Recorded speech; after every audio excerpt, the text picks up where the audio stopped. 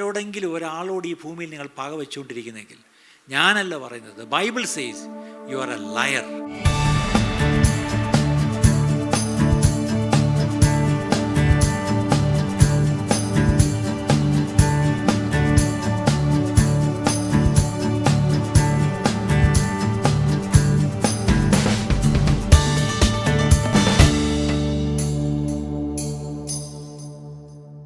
കഴിഞ്ഞ ചില ആഴ്ചകളായിട്ട് നമ്മൾ ഒരേ ഒരു വേദഭാഗമാണ് നമ്മൾ കുറിവാക്യമായിട്ട് വായിച്ചു പഠിച്ചുകൊണ്ടിരിക്കുന്നത്.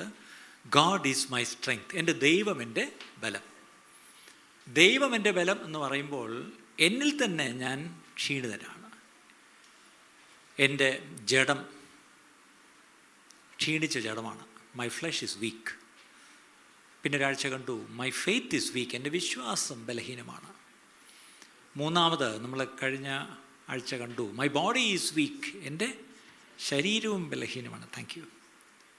ഇന്ന് മറ്റൊരു കാര്യം, നമ്മുടെ ബലഹീനത നമ്മൾ നോക്കാൻ പോവാം. ഇന്നത്തെ ദിവസത്തിൻ്റെ ഒരു പ്രത്യേകതയുണ്ട്. Today is the national day of reconciliation. അല്ല, ഫൊർഗീവ്നെസ്, സോറി. എല്ലാത്തിനും ഒരു ദിവസം ഉണ്ടല്ലോ. Father's day, mother's day, dog's day, cat's day എന്നൊക്കെ പറഞ്ഞ ഒത്തിരി ദിവസം. അപ്പോൾ ഇന്ന് ഡേ ഓഫ് ഫൊർഗീവ്നെസ് ആണ് പോലും. സായിപ്പന്മാർ ഇത് ഇല്ല, ബിസിനസ്സിൻ്റെ ഭാഗമായിട്ട് ഓരോ ദിവസം ഉണ്ടാക്കി വയ്ക്കുന്നതാണ്. എന്നാലും നമുക്ക് വർഷത്തിൽ ഒരു ദിവസമല്ല ക്ഷമിക്കേണ്ടത്, എല്ലാ ദിവസവും നമ്മൾ ക്ഷമിക്കേണ്ടവരാണ്. അപ്പം ഡേ ഓഫ് ഫൊർഗീവ്നെസ്സും ആണെന്ന് ആരോ എന്നെ ഓർപ്പിച്ചു. ഓക്കെ, അത് ഇടയ്ക്കൊന്ന് പറഞ്ഞതന്നേ ഉള്ളൂ. ഇന്ന് my brotherly love is week. എൻ്റെ സഹോദര സ്നേഹത്തിൽ ഞാൻ ബലഹീനനാണ്. പച്ചയ്ക്ക് പറഞ്ഞാൽ എനിക്ക് സ്നേഹിക്കാൻ കഴിയുന്നില്ല. അതാണെന്ന് നമ്മുടെ ഏറ്റവും വലിയ പ്രശ്നം. നിങ്ങളുടെ തമ്മിലുള്ള സ്നേഹം കണ്ടിട്ട് ലോകം പറയും നിങ്ങളെൻ്റെ ശിഷ്യന്മാരെന്ന്. ഇന്ന് ക്രിസ്ത്യാനികളെ കണ്ടിട്ട്, നമ്മുടെ സ്നേഹം കണ്ടിട്ട് ഏതെങ്കിലും ലോകം പറയുന്നുണ്ടോ? ഇന്ന് നമ്മൾ തമ്മിലുള്ള വഴക്ക് കണ്ടിട്ട്, നമ്മൾ തമ്മിലുള്ള കോടതി വ്യവഹാരങ്ങൾ കണ്ടിട്ട്, നമ്മൾ തമ്മിലുള്ള ചെളിവാരികൾ കണ്ടിട്ട് ലോകം പറയാം അമ്മമാർ ക്രിസ്ത്യാനികളാണ്, അല്ലേ? By our fights, even by our court cases, seeing that the world around us is telling that we are Christians. പക്ഷേ കർത്താവ് ഒരിക്കലും അങ്ങനെയല്ല പറഞ്ഞത്. നമ്മൾ തമ്മിലുള്ള സ്നേഹം കണ്ടിട്ട് വേണം ലോകം നമ്മൾ കർത്താവിൻ്റെ മക്കളെന്ന് പറയുവാൻ. അപ്പം ആ ഒരു സാക്ഷ്യം ഇന്ന് ക്രിസ്തീയ സഭയ്ക്ക് നഷ്ടപ്പെട്ടിരിക്കുന്നു പ്രിയപ്പെട്ടു. ഇന്ന് നമുക്ക് ആ സാക്ഷ്യം നമുക്ക് വീണ്ടെടുത്തേ പറ്റൂ. നമുക്കൊന്ന് മടങ്ങി വന്നേ പറ്റൂ. വേദപുസ്തകത്തിലെ പ്രധാനപ്പെട്ട കൽപ്പന, ഒന്നാമത്തേതും ഏറ്റവും പ്രധാനപ്പെട്ട കൽപ്പന ഏതെന്ന് ചോദിച്ചാൽ നിങ്ങൾക്കെല്ലാവർക്കും കാണാതറിയാം. അത് പഴയ നിയമത്തിൽ ലേവ്യ പുസ്തകത്തിലാണ്. 19-ാം അധ്യായത്തിൻ്റെ 18-ാം വാക്യം. ലേവ്യ പുസ്തകം 19-ാം അധ്യായം 18-ാം വാക്യം. ലിവിറ്റിക്കസ് ചാപ്റ്റർ 19:18. നിന്റെ ജനത്തിൻ്റെ മക്കളോട് പക വെക്കരുത്. കൂട്ടുകാരനെ നിന്നെപ്പോലെ തന്നെ സ്നേഹിക്കണം. ഞാൻ യഹോവ ആകുന്നു. കൂട്ടുകാരനെ നിന്നെപ്പോലെ തന്നെ സ്നേഹിക്കണം. കൂട്ടുകാരനെ നിന്നെപ്പോലെ തന്നെ സ്നേഹിക്കണം. Love your neighbour as your self. അത് തന്നെയാണ് യേശു ഭൂമിയിൽ വന്നപ്പോൾ, പ്രത്യേകിച്ച് മത്തായി സുവിശേഷം 19-ാം അധ്യായം 19-ാം വാക്യം. മാത്യു 19:19. മത്തായി സുവിശേഷം 19-ാം അധ്യായം 19-ാം വാക്യം. എന്താണ് ആ വാക്യം? അപ്പനെയും അമ്മയെയും ബഹുമാനിക്കാം, കൂട്ടുകാരനെ നിന്നെപ്പോലെ തന്നെ സ്നേഹിക്കാം എന്നിവ തന്നെ. നിന്നെപ്പോലെ തന്നെ സ്നേഹിക്കണം. അതേ മത്തായി തന്നെ 22:39 അതേ കാര്യം തന്നെ. രണ്ട് കോണ്ടെക്സ്റ്റിൽ, രണ്ട് സന്ദർഭത്തിലാണ് പറഞ്ഞെങ്കിലും ഒരേ കാര്യമാണ്. കൂട്ടുകാരനെ നിന്നെപ്പോലെ സ്നേഹിക്കണം. അപ്പോഴടുത്തൊരു പ്രശ്നം, നമ്മളെ സ്നേഹിക്കുന്നുണ്ടോ? Do we love ourselves? അതൊന്ന് ചോദിക്കാം ആദ്യം. ഇന്നത്തെ ഒരു തലമുറയുടെ വേറൊരു പ്രശ്നം എന്താണെന്നറിയാം? ഇന്ന് ചിലർക്കെങ്കിലും, ഞങ്ങളൊക്കെ സംസാരിക്കുമ്പോൾ അറിയാം, പ്രത്യേകിച്ച് യുവതലമുറയിൽ ചിലർക്കൊക്കെ അവർക്ക് അവരോട് സ്നേഹമില്ല. അങ്ങനെയുള്ളൊരു കൂട്ടരും ഉണ്ടെന്ന്, അല്ലേ? ചിലർ പോയി കണ്ണാടിയുടെ മുമ്പ് നിന്നിട്ട് ഐ ഹേറ്റ് യു എന്ന് പറയുന്നവരുണ്ട്. വേറെ എങ്ങനെ ചെന്ന് പറയാൻ ഒക്കത്തില്ല. പിന്നെന്താണ്? എനിക്ക് കണ്ണാടിയിൽ എൻ്റെ മോന്ത കാണുമ്പം ഐ ഹേറ്റ് യു എന്ന് പറയുന്ന ഒരു തലമുറയിലാണ് നമ്മളിന്ന് ജീവിച്ചിരിക്കുന്നത്. അപ്പം നമുക്ക് നമ്മോട് തന്നെ സ്നേഹമില്ല, പിന്നല്ലേ ഇനി കൂട്ടുകാരനെ സ്നേഹിക്കാൻ പോകുന്നത്. പക്ഷെ പൊതുവെ അങ്ങനെയല്ല.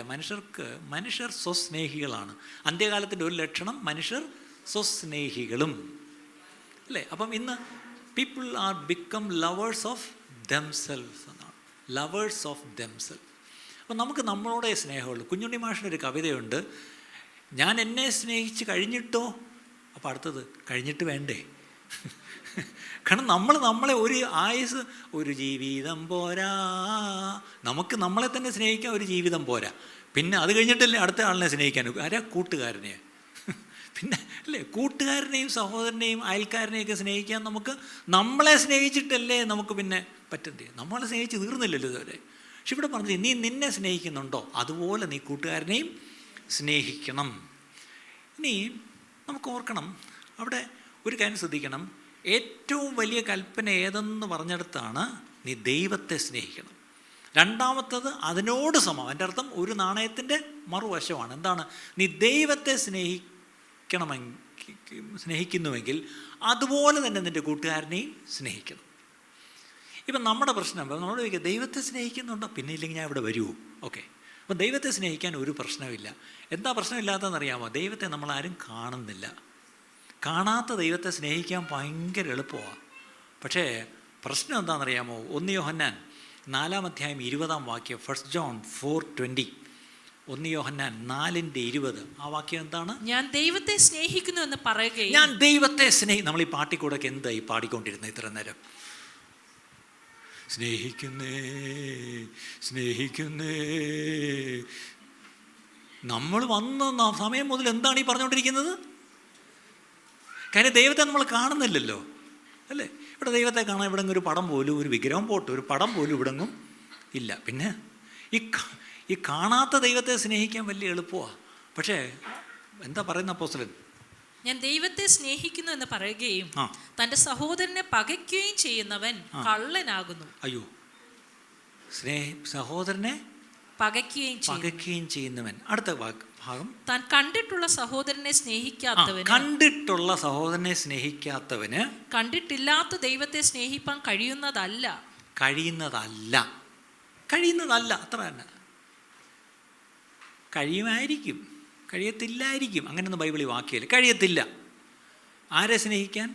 കണ്ടിട്ടുള്ള സഹോദരനെ. ഒന്ന് ഇടത്തോട്ടും വലത്തോട്ടും നോക്കിയേ, ഒന്ന് അടുത്തോട്ടും നോക്കിയേ, ഒന്ന് മുഖത്തോട്ടൊന്ന് നോക്കിയേ. ഇപ്പം നിങ്ങൾ കാണുന്നതാണ് കണ്ടിട്ടുള്ള സ്നേഹിതൻ. ഭാര്യയും ഭർത്താവും അന്യോന്യം നോക്കി, ഇതല്ലേ ഞാൻ എപ്പോഴും കണ്ടുകൊണ്ടിരിക്കുന്നു. പള്ളിയിലെങ്കിലും വന്ന് 2 സൈഡിൽ ഇരിക്കാമെന്ന് വെച്ചാൽ ഇവിടെ നേരെ പിടിച്ച് ഒന്നിച്ചിരുത്തി. മറ്റ് പഴയ പള്ളികളിലൊക്കെ ആണെങ്കിൽ പുരുഷന്മാരിവിടെ, സ്ത്രീകളിവിടെ, സ്ത്രീകളുടെ പ്രകാരം പുരുഷന്മാരുടെ പ്രകാരം, അല്ലേ? ഇതിപ്പോൾ ഇവിടെ അങ്ങനെയില്ല, പിടിച്ച് ഒന്നിച്ചങ്ങിരുത്തും, അല്ലേ? അപ്പോൾ ഈ കാണുന്ന സഹോദരനെ സ്നേഹിക്കാൻ കഴിയാത്ത ആൾ ഈ കാണാത്ത ദൈവത്തെ എങ്ങനെ സ്നേഹിക്കും എന്ന് വളരെ ഇന്നസെൻ്റായിട്ട് യോഹന്നാൻ അപ്പോസ്തലൻ ചോദിക്കുക. ഈ അപ്പോസ്തലന്മാരൊക്കെ വെറും പാവങ്ങളാണ്, ഇന്നസെൻ്റാണ്. ചോദിക്കുന്ന ചോദ്യം കേട്ടില്ല അങ്ങനെ, പ്രത്യേകിച്ച് സ്നേഹത്തിൻ്റെ അപ്പോസ്തലൻ എന്നാണ് യോഹന്നാനെ പറയുന്നത്. എനിക്കൊരു സംശയം, ഈ കാണാത്ത ദൈവത്തെ സ്നേഹിക്കുന്നെന്ന് നമ്മൾ പറയുന്നല്ലേ, ഈ കാണുന്ന നിങ്ങൾക്ക് നമ്മൾ എന്താ സ്നേഹിക്കാൻ പറ്റാത്ത? അപ്പോൾ ഈ കാണാത്ത ദൈവത്തെ എങ്ങനെ നിങ്ങൾ സ്നേഹിക്കും? നമ്മുടെ പ്രശ്നം ഈ കാണുന്നതാണ് പ്രശ്നം. കാണാതിരുന്നെങ്കിൽ ഒരു കുഴപ്പമില്ല, അല്ലേ? ഈ കാണുന്നതാണ് പ്രശ്നം. അപ്പോൾ ഇവിടെ ബൈബിൾ ഈസ് വെരി ക്ലിയർ. കാണാത്ത ദൈവത്തെ നിങ്ങൾ സ്നേഹിക്കുന്നു എന്ന് പറയുന്നുവെങ്കിൽ കാണുന്ന സഹോദരനെ എന്തുകൊണ്ട് സ്നേഹിക്കാൻ കഴിയുന്നില്ല? ഇന്നത്തെ പ്രശ്നം, ഈ അപ്പോസ്തലന്മാരും അത് തന്നെ പറഞ്ഞു. നമ്മൾ ഓർക്കണം, ഈ അതിനുമ്പായിട്ട് യേശു പറഞ്ഞ ഒരു കാര്യമാണ് നോക്കാം. മത്തായി 7:12 മാത്യു 7:12. മത്തായി 7:12. മനുഷ്യർ നിങ്ങൾക്ക് ചെയ്യണമെന്ന് നിങ്ങൾ ഇച്ഛിക്കുന്നതൊക്കെയും നിങ്ങൾ അവർക്ക് ചെയ്യുവിൻ. ശരി, ഒരു ലിസ്റ്റ് എടുക്കാം. മനുഷ്യർ നിങ്ങൾക്ക് ചെയ്യണം എന്ന് നിങ്ങൾ ഇച്ഛിക്കുന്ന കാര്യങ്ങൾ എന്തൊക്കെ ഒന്ന് പറഞ്ഞേ. മനുഷ്യർ നിങ്ങൾക്ക്, ഇപ്പം നിങ്ങളുടെ ഇരിപ്പ് കണ്ടാൽ നിങ്ങളെല്ലാം സന്യാസിമാരാ. അയ്യോ എനിക്കൊന്നും വേണ്ട, അയ്യോ നമ്മൾ ഇതൊക്കെ ഇങ്ങനെ ഇരിക്കുമ്പോഴും മുഴുവൻ മനുഷ്യരും നമുക്ക് ചുറ്റുമുള്ള സകലരും എല്ലാം ഇങ്ങോട്ട് ചെയ്യണം. എന്തൊക്കെ ചെയ്യണം? എന്നെ സ്നേഹിക്കണം, പിന്നെ എന്നെ ഒരു ക്ഷമിക്കണം, പിന്നെ എന്നെ അംഗീകരിക്കണം, പിന്നെ എന്നെ സഹായിക്കണം, പിന്നെ എന്നെ സൂചിപ്പിക്കണം. അതുകൊണ്ട് കേട്ടോ, പിന്നെ എന്താണ്? എനിക്ക് വേണ്ടി പ്രാർത്ഥിക്കണം, പിന്നെ എനിക്ക് വയ്യാത്തപ്പം വന്ന് കാണണം. പിന്നെ ചുരുക്കി പറഞ്ഞാൽ ഈ ലിസ്റ്റ് നമ്മൾ എഴുതിയാൽ തീരത്തില്ല. എല്ലാം മറ്റുള്ളവർ എനിക്കിത് ചെയ്യണം, അല്ലേ? എന്നെ കണ്ടാൽ ചിരിക്കണം, അല്ലേ? മിനിമം ചർച്ചിലെങ്കിലും വരുമ്പോൾ എന്താണ്? അന്യോന്യം കാണുമ്പം ഒന്ന് ചിരിക്കണം. ഇന്ന് അതുപോലും ഭയങ്കര ക്ഷാമമാണ്, അല്ലേ? അപ്പം ഇതെല്ലാം മറ്റുള്ളവർ നമുക്ക് ചെയ്യണമെന്ന് നമ്മളങ്ങ് ആഗ്രഹിക്കുന്നു. പക്ഷേ എൻ്റെ ചോദ്യം, ഇവിടെ യേശു പറയുക, മറ്റുള്ളവർ നിങ്ങളോട് ചെയ്യണമെന്ന് ആഗ്രഹിക്കുന്ന മുഴുവൻ ഒരു കാര്യം എന്ത് ചെയ്തേക്കണം? അങ്ങോട്ടങ്ങ് ചെയ്തേക്കണം. ഇന്നോട്ട് നമുക്കൊന്ന് തുടങ്ങാമോ? ഞാൻ ചോദിച്ചോട്ടെ, പാസ്റ്റർ ഞങ്ങളുടെ വീട്ടിൽ വരണം, ഞാൻ തിരിച്ചു ചോദിച്ചോട്ടെ, നിങ്ങൾ പാസ്റ്ററിൻ്റെ വീട്ടിൽ വന്നിട്ടുണ്ടോ? എത്ര പേർക്ക് പാസ്റ്ററിൻ്റെ വീടറിയാം? പറഞ്ഞേ. അയ്യോ ശരി, അങ്ങനെയൊക്കെ വീടുണ്ടോ?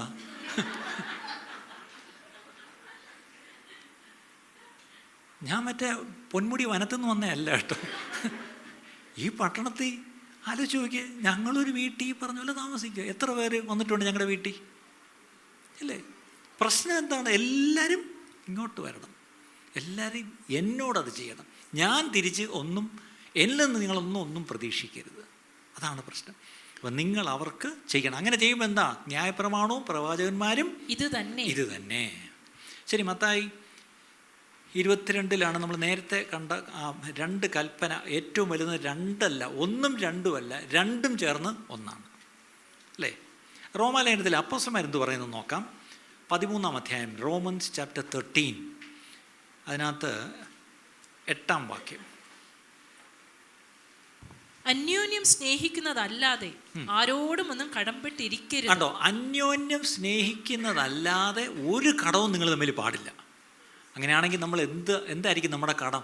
അയ്യോ എനിക്ക് വേണ്ട പോലെ എനിക്ക് എത്ര സ്നേഹിക്കാൻ പറ്റിയില്ല, ഞാൻ തരാം കേട്ടാ, ഞാൻ മറന്നിട്ടില്ല, ഞാൻ തരാം എന്ന് പറയുന്ന പോലെ നമ്മൾ കാണുമ്പം എനിക്ക് സ്നേഹിക്കാൻ പറ്റിയിട്ടില്ല കേട്ടാ. ഞാൻ സത്യം കഴിഞ്ഞൊരു മാസം നോക്കിയപ്പോൾ ഈ പുതിയ ജൂലൈ മാസത്തിൽ നമ്മളൊന്നും വിളിച്ചു പോലുമില്ല, ജൂൺ മാസം അല്ലേ നമ്മൾ കണ്ടുമില്ല.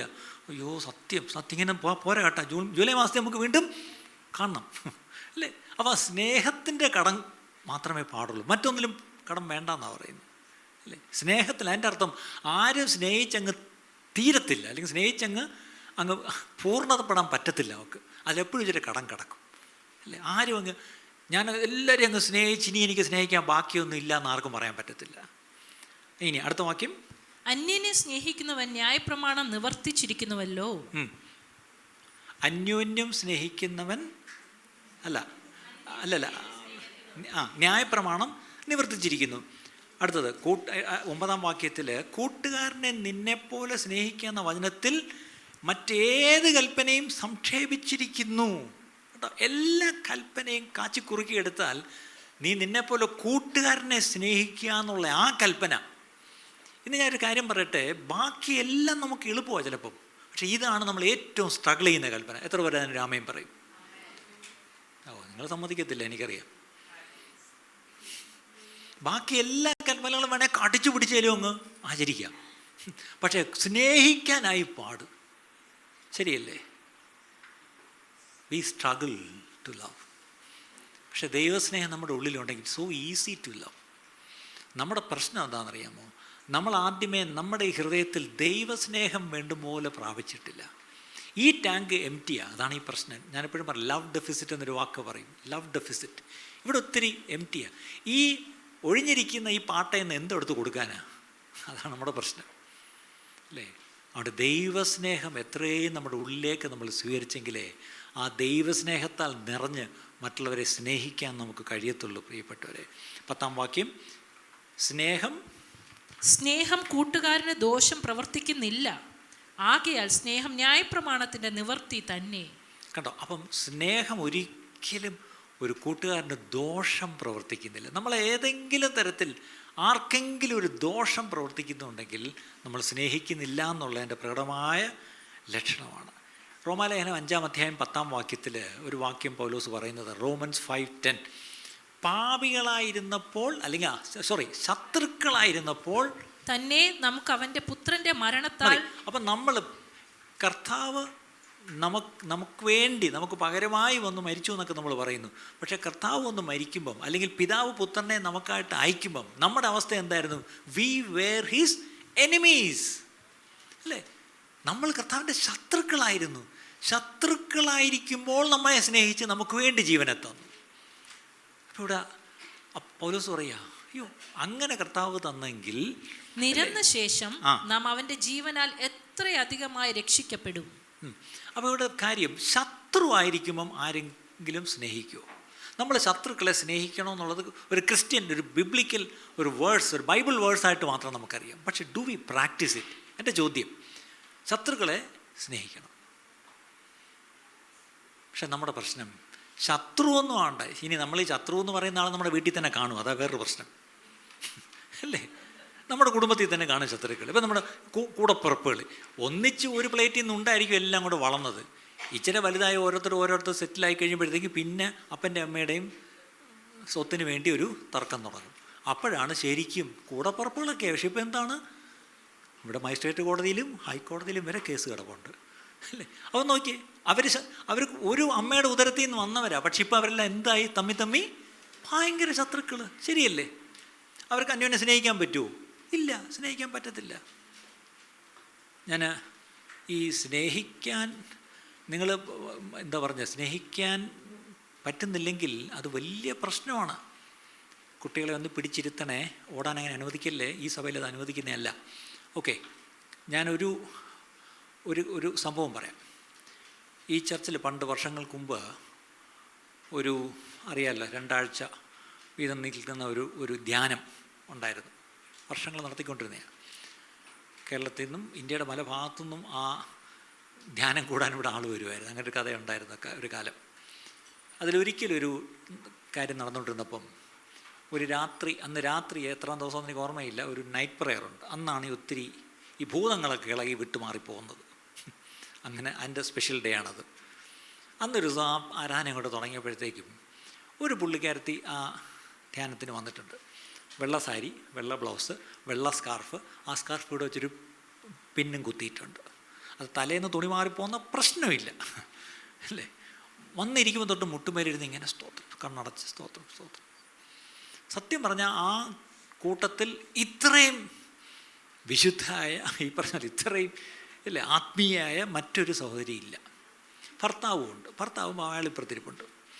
അപ്പം ഈ പ്രാർത്ഥനയൊക്കെ അങ്ങോട്ട് കയറി വന്നപ്പോഴത്തേക്കും പെട്ടെന്ന് ഈ പറഞ്ഞ പോലെ ഈ സഹോദരി അറിയാമല്ലോ, ഒരു മുട്ടുമേ തന്നെ നിൽക്കുക, ഒരു കണ്ണടച്ച് തന്നെ ഇരിക്കുക, തലേ തുണിയിട്ട് ക്ലിപ്പും ചെയ്തിട്ടുണ്ട്. പക്ഷേ എന്തോ അപ്പോൾ ഞങ്ങളിങ്ങനെ ആ പ്രാർത്ഥന ലീഡ് ചെയ്തുകൊണ്ട് ഞങ്ങൾ 2-3 സഹോദരന്മാരിങ്ങനെ ഉണ്ട്. ആ സമയത്ത് ഇവരുടെ അടുത്ത് വന്ന് നിന്നപ്പോൾ എന്തോ എൻ്റെ മനസ്സ് പറഞ്ഞ് എന്തോ ഒരു കുഴപ്പമുണ്ട്. അപ്പോൾ ഞാൻ അവരുടെ അടുത്ത് ഇങ്ങനെ നിന്നിട്ട് അവരിങ്ങനെ നോക്കിയപ്പോൾ അവരൊന്നും കുറ്റം പറയാനില്ല.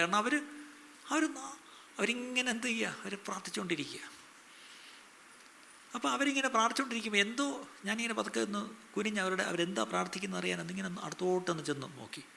പെട്ടെന്ന് അവരിങ്ങനെ കൈയൊക്കെ ഉയർത്തി ഇങ്ങനെയൊക്കെ പ്രാർത്ഥിച്ചുകൊണ്ടിരിക്കുകയായിരുന്നു. പെട്ടെന്ന് ഇങ്ങനെ ഇരുന്ന സ്ത്രീ ഇങ്ങനെ നാക്കി ഒരു കഥകളി മുദ്ര പോലെ കാണിക്കാൻ തുടങ്ങി. അപ്പം ഞാൻ പെട്ടെന്ന് ഇത്രയും നേരത്തെ അടിയനിതാ എന്നൊക്കെ പറഞ്ഞ് കൈ പൊക്കിക്കൊണ്ടിരുന്ന പാർട്ടി ഇപ്പം നണ്ട് മുദ്ര. അതേത് മുദ്രയാണെന്ന് എനിക്കറിയത്തില്ല, കാണിച്ചു. അപ്പം ഞാൻ പെട്ടെന്ന് ആരെയും വിളി, നമ്മുടെ ഇതെന്താ ഇത്? എന്നിട്ട് അവരെല്ലാം ഓടി വന്ന് ആഹാ. അപ്പം ഞാൻ നോക്കിയപ്പോൾ ഇതെന്താണ് സംഭവം. അപ്പോൾ അവരുടെ മുഖമൊക്കെ അങ്ങ് മാറി. തലേ തുണിയുണ്ടെല്ലാം ശരിയുണ്ട്, പക്ഷെ മുഖം അങ്ങ് വല്ലാത്തൊരു മുഖം.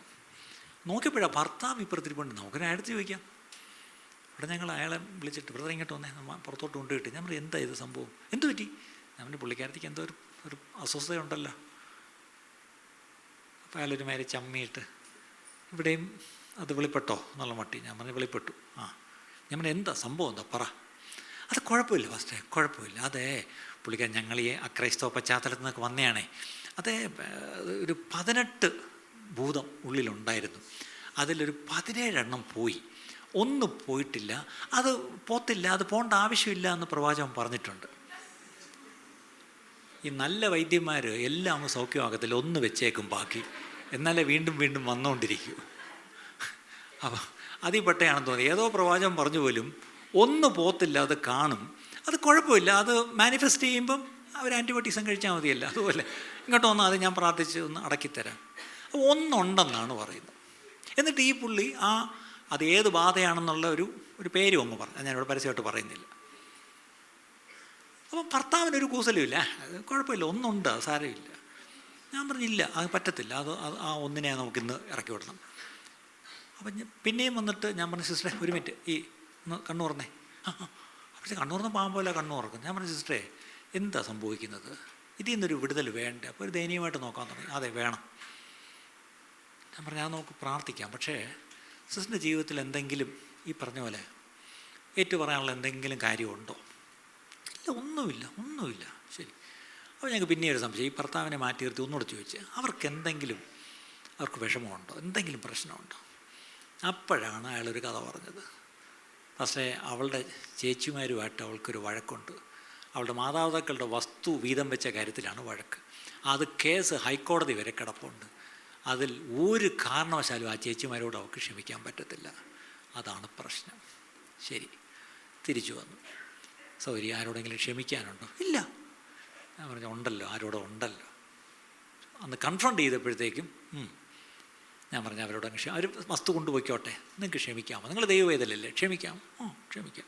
ശരി ശരി, ഒന്ന് ഏറ്റു പറഞ്ഞ് നമുക്കതൊന്ന് ക്ഷമ ചോദിച്ച് പ്രാർത്ഥിക്കാം എന്ന് പറഞ്ഞാൽ നമ്മൾ അപ്പോഴത്തേക്ക് എൻ്റെ കൂടെ ഒന്ന് സഹോദരൻ വന്നിട്ട് ബൈബിൾ എടുത്തിട്ട് 1 കൊരിന്ത്യർ 13-ാം അധ്യായം എടുത്ത് വാക്യപ്രതി വാക്യമായിട്ട് വായിച്ച് കേൾപ്പിച്ചു. എന്നിട്ട് ഒരു ഭാഗം ഏറ്റു പറയാൻ പറഞ്ഞു, ഇങ്ങനെ ആ വാക്യം ചേർന്ന് വായിക്കാൻ പറഞ്ഞു. അപ്പോൾ അതിനകത്ത് ഒരു ഭാഗം സ്നേഹം ദീർഘമായി ക്ഷമിക്കുന്നു. ഉടനെ സിസ്റ്ററെ പറഞ്ഞാട്ടെ, സ്നേഹം ദീർഘമായി ക്ഷമിക്കുന്നു, ദീർഘമായി മുദ്ര. അപ്പോൾ ഒരു കാര്യം മനസ്സിലായി, ഇവിടെ പ്രശ്നം ഇതാണ് സംഭവം. ക്ഷമിക്കാൻ കഴിയുന്നില്ല.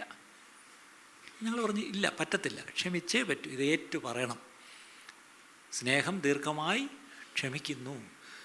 നിൻ്റെ കുടുംബത്തിലെ എല്ലാവരോടും സൗകര്യം ക്ഷമിക്കണം എന്ന് പറഞ്ഞ് ഇവർ ഒത്തിരി സ്ട്രഗിൾ ചെയ്തു. എന്നിട്ട് പിന്നപ്പോഴത്തേക്ക് ഞങ്ങൾ പറഞ്ഞു ഒരു പരിപാടി പിശാചേ, ഇന്ന് നിൻ്റെ അവസാനം പൊയ്ക്കോണോ, ഈ സൗകര്യം ഇന്ന് വിടുവിക്കപ്പെടാൻ പോവുകയാണ്, നീ പൊയ്ക്കോണം ഇവിടെ നിന്ന് എന്ന് പറഞ്ഞ് ശക്തമായിട്ട് പ്രാർത്ഥിച്ച് ശാസിച്ച് ഈ പറഞ്ഞ പോലെ അവസാനം സ്നേഹം ദീർഘമായി ക്ഷമിക്കുന്നു എന്നങ്ങോട്ട് പറയാനും ഇവരില്ല, തടി വെട്ടിയിട്ട് പോലെ അങ്ങോട്ട് വീണു. ഈ പറഞ്ഞ പോലെ ആ പിശാച് പോയി, അവർ സുഖമായി.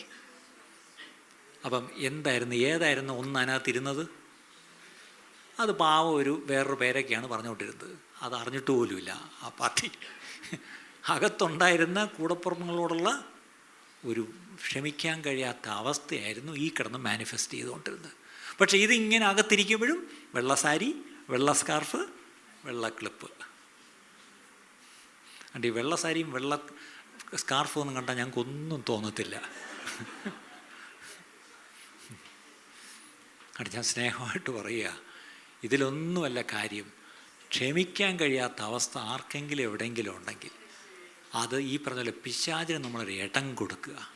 പിശാച് ചുമ്മാ പോയി വിളിച്ചാ എന്ന് പറഞ്ഞ് കയറിങ്ങി വരും, കയറി വന്ന് അകത്ത് വന്ന് ഇരിക്കും. ഇതേ ഉള്ളൂ പ്രശ്നം. അതുകൊണ്ട് ഇന്ന് ക്ഷമിക്കാനുള്ളത് ക്ഷമിച്ച് അങ്ങ് വിട്ടേക്കണം. ഇതാണ് എൻ്റെ പ്രശ്നം. ഈ കഥ പറഞ്ഞു പോയാൽ ഒത്തിരി അങ്ങ് പോവും. ഓക്കെ, അപ്പോൾ ഇവിടെ ഒരു സ്നേഹിതനെ സംബന്ധിച്ചോളം he will love at all times. ബൈബിളിൽ ഒരു നല്ല വാക്യമുണ്ട്, സെർച്ച് വാക്യം 17-ാം അധ്യായം 17-ാം വാക്യം, പ്രോവേർബ്സ് 17:17. സെർച്ച് വാക്യം 17-ാം അധ്യായം 17-ാം വാക്യം എന്താണ്? ഒരു സഹോദരൻ സ്നേഹിതൻ എല്ലാ കാലത്തും സ്നേഹിക്കുന്നു. സ്നേഹിതൻ എല്ലാ കാലത്തും സ്നേഹിക്കുന്നു. അനർത്ഥകാലത്ത് അവൻ സഹോദരനായി തീരുന്നു. കണ്ടോ, സ്റ്റേറ്റസ് മാറി. അവൻ ഇത്രയും നാൾ ഫ്രണ്ടായിരുന്നു, ഒരു ക്രൈസിസ് വന്നപ്പോൾ അവൻ എന്തായി? സഹോദരനായി, ബ്രദറായി. സ്നേഹിതന്മാരൊക്കെ ആലോചിച്ച് നോക്കിയേ നിങ്ങൾ. ഞാൻ രാവിലത്തെ സർവീസ് പിള്ളേരോട് ചെറുപ്പക്കാരോട് ചോദിക്കുക, നിങ്ങൾ ഈ പറഞ്ഞ പോലെ ഫ്രണ്ട്സ് വന്നിട്ട് വൈകുന്നേരം ആകുമ്പോൾ അവർ വീട്ടിൽ പോയേ പറ്റൂ. ചിലപ്പോൾ ഒരു ദിവസം അങ്ങനെ മമ്മി സ്ലീപ്പ് ഓവർ അനുവദിക്കുമായിരിക്കും, പക്ഷേ ഒരു ദിവസം അനുവദിക്കൂ, കൂടുതൽ അനുവദിക്കത്തില്ല. അതിൻ്റെ അർത്ഥം ഈ പറഞ്ഞ ഫ്രണ്ട്സ് വിൽ ഗോ. ഈവനിങ് ആകുമ്പോൾ ഫ്രണ്ട്സ് പോവും, പക്ഷേ ബ്രദറോടെ പോവും. ബ്രദർ വീട്ടിലെയാ അല്ലേ? അപ്പോൾ ആപത്ത് സമയത്ത് ആരേ ഉള്ളൂ? ബ്രദർ. അപ്പോൾ ഒരുപക്ഷെ ഞാനൊരു ഫ്രണ്ടായിരിക്കും, പക്ഷേ ഒരു ആപത്ത് വരുമ്പം ഞാനെന്ന ഫ്രണ്ട് ബ്രദറാവണം, ആ വീട്ടിൽ കൂടെ ഇരിക്കണം. ഇതുപോലുള്ള സ്നേഹമുണ്ടോ? അവിടെ ഒരു വാക്ക് ശ്രദ്ധിക്കണം, സ്നേഹിതൻ എല്ലാ കാലത്തും സ്നേഹിക്കുന്നു. ആലോചിച്ച് നോക്കുക, നിങ്ങൾ ഈ വർഷം ആദ്യം ജനുവരി മാസം സ്നേഹിച്ചുകൊണ്ടിരുന്ന ആളെ നിങ്ങൾ എന്നും വിളിക്കുമായിരുന്നു, ഇപ്പം വിളിക്കുന്നുണ്ടോ? ഒരു മാർച്ചിൽ ആ സംഭവത്തിന് ശേഷം പിന്നെ ഞാൻ വിളിച്ചിട്ടില്ല. പക്ഷേ ഞാൻ ഒരു തീരുമാനമെടുത്ത്, എന്താണ്? ഞാൻ ഒരു അകലത്തിൽ നിർത്തിക്കോളും അല്ലേ? അപ്പം സ്നേഹിതൻ എല്ലാ കാലത്തും സ്നേഹിക്കുന്നു എന്നുള്ള ആ വാക്യം നമ്മളെ ബാധിക്കുന്നില്ല. ഇതാണ് നമ്മുടെ പ്രശ്നം. നമുക്ക് എല്ലാ കാലത്തും സ്നേഹിക്കാൻ പറ്റുന്നില്ല. ഇനി അതിൻ്റെ കൂടെ തന്നെ വേറെ നമുക്ക് നോക്കുമ്പം ഈ ബൈബിളിൽ പഴയ നിയമം തുടങ്ങി എല്ലാം പ്രത്യേകിച്ച് ഉള്ള വ്യക്തികളെ നോക്കിയാൽ അവരെല്ലാം ഈ പറഞ്ഞ പോലെ സ്നേഹിക്കുന്നവരും ഈ പറഞ്ഞ പോലെ ഒരു കഷ്ടകാലത്ത് അവർ സഹോദരനായി തീർന്നവരാണ്. അബ്രഹാമിനെ പറ്റിയൊരു കാര്യം, അബ്രഹാം ആയിരുന്ന കാലത്ത് അവിടെ ഉൽപ്പത്തി പുസ്തകം 14-ാം അധ്യായം 14-ാം വാക്യം, ജെനസിസ് 14:14, ഉൽപ്പത്തി പുസ്തകം 14 അധ്യായം 14 വാക്യത്തിൽ ഒരു വാക്യമുണ്ട്, തന്റെ സഹോദരനെ ബദ്ധനാക്കി കൊണ്ടുപോയി എന്ന് അബ്രാം കേട്ടപ്പോൾ അവൻ തന്റെ വീട്ടിൽ ജനിച്ചവരും അഭ്യാസികളുമായ 318 പേരെ കൂട്ടിക്കൊണ്ട് ദാൻ വരെ പിന്തുടർന്നു. എൻ്റെ ചരിത്രം വിടാം. അബ്രഹാം പോലും ആയില്ല, തൻ്റെ സഹോദരനായ ലോത്തിനെ ആരാണ്ട് പിടിച്ചുകൊണ്ട് പോയെന്ന് പെട്ടെന്ന് പോയി എന്ത് ചെയ്തു, അവനെ റിസ്ക് ചെയ്ത് കൊണ്ടുവന്നു. അല്ലേ? നമ്മുടെ സഹോദരൻ്റെ ഒരു ആപത്ത് വന്നാൽ നമ്മൾ ചാടി ഇറങ്ങി ഏത് പാരാത്രിക്ക് എന്ത് റിസ്ക് ഉണ്ടെങ്കിലും ചെന്ന് അവനെ രക്ഷിക്കുമോ? അങ്ങനെ ചെയ്യുമെങ്കിൽ നമ്മൾ ശരിക്കുള്ള സ്നേഹിതനാണ്, ശരിക്കുള്ള സഹോദരനാണ്. അങ്ങനെ നമ്മൾ പഴയ നിയമത്തിൽ അങ്ങനെ ഒത്തിരി പേരുടെ കാര്യമുണ്ട് കേട്ടോ. മോശയുടെ കാര്യം എടുത്താലും യോസഫിൻ്റെ കാര്യം മാത്രം ഒന്ന് പറയാം. ഉൽപ്പത്തി പുസ്തകം 45 അധ്യായം 4 തൊട്ടൊന്ന് വായിച്ചേ. Genesis 45:4 onwards. യോസേഫ് സഹോദരന്മാരോട് ഇങ്ങോട്ട് അടുത്തു വരുവീൻ എന്ന് പറഞ്ഞു. ഇങ്ങോട്ട് അടുത്തു വരുവീൻ, അത് വളരെ പ്രധാനപ്പെട്ടൊരു പോയിന്റ്. ഇത് സംഭവം എന്താണെന്നറിയാം? യോസേഫ് ഇല്ല പറഞ്ഞ സ്വപ്നക്കാരനായിരുന്നു. എന്ത് പറ്റി? കൂടെ സ്വപ്നം കാണും. എന്താണ് കാണുന്നത്? എല്ലാം ഒരുമാതിരി വല്ലാത്ത സ്വപ്നങ്ങളാണ്. അപ്പനും അമ്മയും സഹോദരങ്ങളെല്ലാം എന്നെ വന്ന് എങ്കിൽ ഇത് ദൈവം കാണിച്ചു കൊടുത്തെങ്കിൽ മിണ്ടായിരിക്കട്ടെ. ഇവൻ ചെന്ന് രാവിലെ ഒന്ന് പപ്പ ഞാൻ കണ്ടു കേട്ടാ, പപ്പ എന്നെ ആരാധിക്കും, മമ്മി എന്നെ ആരാധിക്കും, ചേട്ടനും എന്നെ ആരാധിക്കും. അതെല്ലാം നോക്കി വെച്ച് ഇവനിട്ടൊരു പണി കൊടുക്കുന്നുണ്ട്. അല്ലേ? ചുരുക്കി പറഞ്ഞാൽ ഇവൻ വിളിച്ചു വരുത്തിയ പോലെ എന്ത് ചെയ്തു, പിടിച്ച് പൊട്ടക്കുഴി തള്ളിയും കിട്ടും. അവിടെ നിന്ന് എടുത്ത് വിറ്റു. അവിടെ നിന്ന് ഈ അവസാനം നമുക്കറിയാം പോയി മിസ്രൈമി വരെ ചെന്നു. പക്ഷേ ഒരു നീണ്ട കാലം ഇവൻ കഷ്ടപ്പെട്ടു. ഇവനെ കഷ്ടപ്പെടുത്തിയതാരാ? അപ്പനുമല്ല അമ്മയല്ല, ഇവൻ്റെ ചേട്ടന്മാരാ. പക്ഷെ നോക്കണേ, ദൈവം ഒരു നല്ല സന്ദർഭം കൊടുത്തു. ഇവന്മാരെ എല്ലാം നാണ്ടെ മുന്നിൽ കൊണ്ട് നിർത്തിയിരിക്കുക. പക്ഷേ രസം എന്താണെന്ന് വെച്ചാൽ ഇവന്മാർക്ക് ആർക്കും അറിയത്തില്ല ഇത് തങ്ങളുടെ അനിയൻ ജോസഫാണെന്ന്. പക്ഷെ അനിയന് പിടി കിട്ടി, അയ്യോ ഇതെൻ്റെ ചേട്ടന്മാരാണ്. ഈ ചേട്ടന്മാരെന്താ ചെയ്തത്? ഇവനെ ശരിക്കും പറഞ്ഞാൽ കൊന്നതിന് സമമാണല്ലേ. ഇത്രയും വർഷത്തെ ഇവൻ്റെ വേദനയ്ക്ക് കാരണമായിരിക്കുന്നതിൻ്റെ ദൈവം എൻ്റെ കൺമുമ്പിൽ കൊണ്ട് തന്നു. അപ്പം നമ്മളായിരുന്നെങ്കിലോ, നമ്മളതിന് പറയുന്ന ഇംഗ്ലീഷിൽ പറയുന്ന നല്ലൊരു വാക്കുണ്ട്. എന്താണ്? We will take definitely sweet revenge. എന്താണ്? മധുര പ്രതികാരം. അല്ലേ? അത് പ്രതികാരം ചെയ്യാൻ ഇതുപോലെ ഇനി അവസരമുണ്ട്, എൻ്റെ മുന്നിൽ കൊണ്ട് തന്നിരിക്കുക. അവിടെ യോസഫിങ്ങനെ നോക്കുന്നത് ഇത് രൂപൻ ചേട്ടൻ, മറ്റേ ചേട്ടൻ, മറച്ചേട്ടൻ എല്ലാത്തിനും നോക്കി വെച്ച് ശരി വയസ്സ് കണ്ടില്ലേ കോലം ഇരിക്കുന്നവരെന്നിട്ട് അന്നെന്നെ പിടിച്ച് തള്ളിയപ്പോൾ എന്തൊരു അല്ലേ. അപ്പോൾ പ്രതികാരം ചെയ്യാൻ നമ്മുടെ ഫ്രണ്ടിൽ കൊണ്ട് തന്നിരിക്കുക. പക്ഷേ യോസഫ് അവിടെ ചെയ്തൊരു കാര്യം ശ്രദ്ധിച്ചോ? അവിടെ വായിച്ചു നോക്കിയാൽ അറിയാം. അതിന് തൊട്ടുമുമ്പ് പറയുന്നൊരു കാര്യമുണ്ട്. അവിടെ നിന്ന് മറ്റെല്ലാവരെയും, താൻ വലിയ പ്രധാനമന്ത്രിയില്ല, അവിടെ ഒത്തിരി പേര് നിൽപ്പുണ്ട് അല്ലേ, അവരോടെല്ലാം പറഞ്ഞു എല്ലാവരും ഒന്ന് പുറത്തോട്ടൊന്ന് മാറിക്കുക, എല്ലാവരും ഇറക്കി എല്ലാവരും, ഇവരല്ലാതെ വേറെ ആരും ഇവിടെ നിൽക്കരുത്, എല്ലാവരെയും മാറ്റിയിട്ട് എന്നിട്ടാണ് താൻ തന്നെ വെളിപ്പെടുത്തിയത്. ഇദ്ദേഹം പ്രധാനമന്ത്രിയാണ്, PM ജോസഫാണ്. പക്ഷേ PM ജോസഫ് തൻ്റെ സഹോദരന്മാരോട് ക്ഷമിക്കുമ്പം he made sure that no one is there except his brothers. ഇന്ന് നമ്മളായിരുന്നെങ്കിലോ, ഇന്ന് നമ്മളാണ് പ്രധാനമന്ത്രി ആയിരുന്നെങ്കിലോ, ലൈവായിട്ട് മീഡിയ എല്ലാം വിളിച്ച് ലൈവ് ടെലികാസ്റ്റ്, അവർ PM is going to forgive his brothers. കണ്ടോളൂ ലൈവായിട്ട് അല്ലേ. ആലോചിക്കേ. അതായത് ഞാനീ ക്ഷമിക്കുന്നത് അല്ലെങ്കിൽ ക്ഷമിച്ചത് ആരെങ്കിലുമൊക്കെ ഒന്ന് കാണണം, ആരെങ്കിലുമൊക്കെ അതിനൊരു സാക്ഷി വേണം. ഒരു സാക്ഷിയും വേണ്ട. നീ രഹസ്യത്തിൽ ചെയ്യുന്നത് നിൻ്റെ പിതാവ് കാണും, നിനക്ക് പ്രതിഫലം തരും. ഇന്ന് നമ്മളൊരാളോട് ക്ഷമിച്ചിട്ട് പോലും ആ ക്ഷമിച്ചെന്നുള്ളത് നമ്മളങ്ങ് അഡ്വർട്ടൈസ് ചെയ്യും.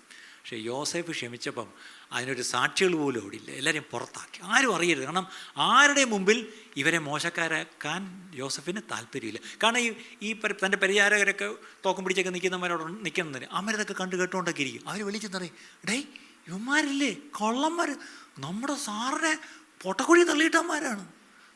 എന്നിട്ട് നമ്മുടെ സാറ് എന്തോ നല്ല സാറല്ലേ, എല്ലാവരിടത്തും ക്ഷമിച്ചു എന്നൊക്കെ പറഞ്ഞ് ഇവരിനെ എല്ലായിടത്തും പരസ്യം കൊടുത്തോളും. അതുകൊണ്ടാണ് യോസഫിനെ എല്ലാത്തിനും പുറത്തിറക്ക്, ആരും ഇത് കാണുകയും വേണ്ട കേൾക്കുകയും വേണ്ട, ഞാനും എൻ്റെ അച്ചാച്ചന്മാരുമായിട്ടുള്ള പ്രശ്നം ഞങ്ങൾ തീർക്കും. ആലോചിച്ച് നോക്കിയേ, എന്ത് നല്ല സ്വഭാവം. എന്നിട്ട് പറയുക എല്ലാവരും പുറത്തിറങ്ങിയെന്ന് ഉറപ്പാക്കിയപ്പം എൻ്റെ അടുത്ത് വരുവീൻ. ഇതെന്താണെന്നറിയാം?